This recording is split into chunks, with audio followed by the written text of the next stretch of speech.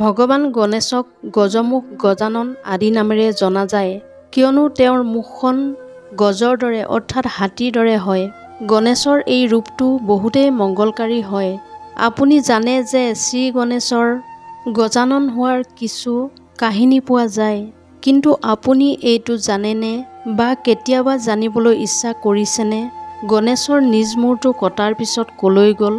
আজি এই বিষয়ে এই ভিডিঅ'টোত আলোচনা কৰিম। আহক তেন্তে আৰম্ভ কৰোঁ। শ্ৰী গণেশৰ জন্মৰ লগত দুটা পৌৰাণিক কাহিনী পোৱা যায়।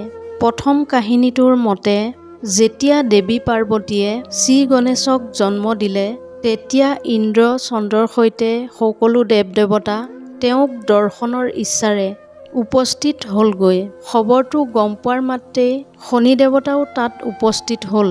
শনি দেৱতা শাপিত আছিল, অৰ্থাৎ শনি দেৱতাৰ দৃষ্টি য'তেই পৰিব তাতেই হানি বিঘিনি হ'ব, আৰু সেইবাবে যেতিয়াই শনিৰ দৃষ্টি গণেশৰ ওপৰত পৰিল আৰু পৰাৰ লগে লগেই শ্ৰী গণেশৰ মূৰটো ছিগি চন্দ্ৰমণ্ডলত পৰিলগৈ।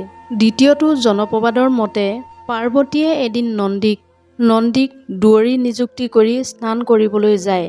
এনে সময়তে শিৱ আহি তাত উপস্থিত হ'ল। তেওঁ নন্দীক তিৰস্কাৰ কৰি পাৰ্বতী স্নানাগাৰত প্ৰৱেশ কৰে। ইয়াতে পাৰ্বতী অপমানিত আৰু কুণ্ঠিত হৈ পৰে। অৱশেষত সখী জয়া আৰু বিজয়াৰ লগত পৰামৰ্শ কৰি তেওঁ পানীৰ ঢৌ এটা তুলি এটা সুন্দৰ পুত্ৰৰ মূৰ্তি নিৰ্মাণ কৰে আৰু সেই মূৰ্তিত প্ৰাণ প্ৰতিষ্ঠা কৰি তাক নিজৰ বিশ্বস্ত অনুচৰ হিচাপে নিয়োগ কৰে। ইয়াৰ পাছত এদিন এই কুমাৰক দুৱৰী নিয়োগ কৰি পাৰ্বতী স্নান কৰিবলৈ যোৱাত শিৱ আহি সেই ঠাইত উপস্থিত হ'ল। কুমাৰে শিৱক ভিতৰলৈ যোৱাত বাধা দিয়ে। ইয়াতে তেওঁৰ শিৱৰ লগত বিবাদ হয়। পিছত পাৰ্বতী ইংগিতত যুদ্ধ হয়। প্ৰথম যুদ্ধত শিৱ আৰু সকলো দেৱতা পৰাস্ত হয়।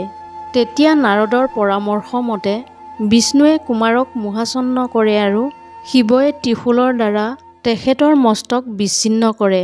এই সংবাদ শুনি পাৰ্বতী ক্ৰোধিত হৈ বিশ্ব সৃষ্টি বিনষ্ট কৰিবলৈ উদ্যমী হৈ উঠে। নাৰদ আৰু দেৱগণে তেওঁক শান্ত কৰে যদিও পাৰ্বতীয়ে তেখেতৰ পুত্ৰ পুনৰ জীৱন দাবী কৰে আৰু ইচ্ছা প্ৰকাশ কৰে যে এই পুত্ৰ সকলোৰে পূজ্য হয়।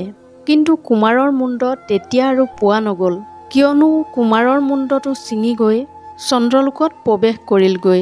শিৱই তেতিয়া প্ৰথমগণক উত্তৰমুখে প্ৰেৰণ কৰে আৰু যাকে প্ৰথমে দেখা পায় তাৰে মস্তক লৈ আহিবলৈ নিৰ্দেশ দিয়ে। তেওঁলোকে এটা হস্তীৰ মূৰ লৈ উপস্থিত হ'ল।